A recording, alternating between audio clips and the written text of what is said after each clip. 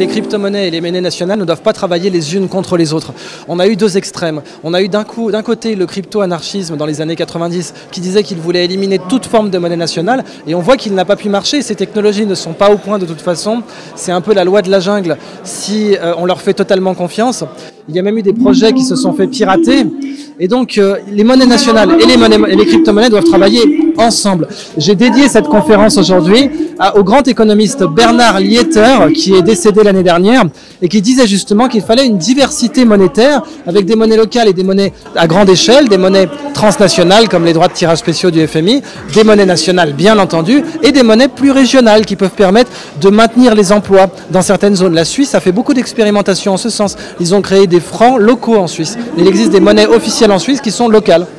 Donc, mon message, c'est qu'il faut imiter la nature dans la façon dont la nature gère les flux d'énergie et les flux de matière. Quand on voit une forêt, quand on voit un écosystème en général, eh bien, il faut s'en inspirer pour faire des écosystèmes monétaires.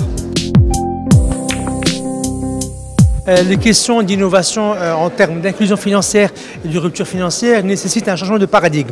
Il est important que l'ensemble des acteurs, publics, privés, institutionnels, comprennent que pour pouvoir répondre aux défis du siècle, il est important de changer les normes conservatrices en termes de régulation monétaire et régulation économique. 40% des Marocains à peine sont bancarisés.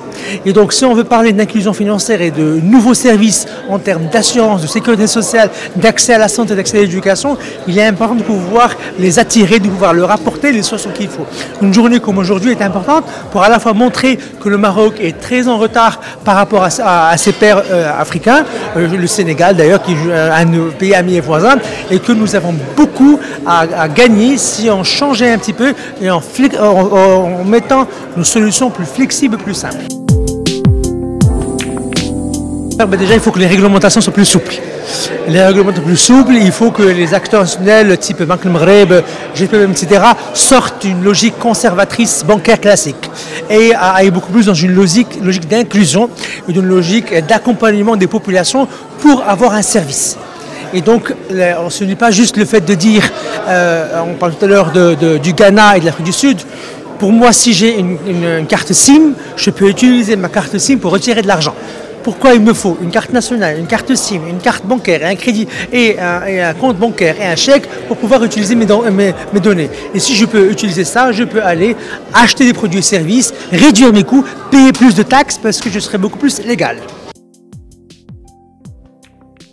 En commençant déjà en lui faisant confiance que s'il est là, il ne va pas forcément frauder. Parce qu'un système qui est comme ça, on part déjà par la méfiance que, attention, la fraude est là. Faisons le contraire, commençons déjà par la fraude peut exister comme partout au monde, faisons le premier pas et Kamal Allah.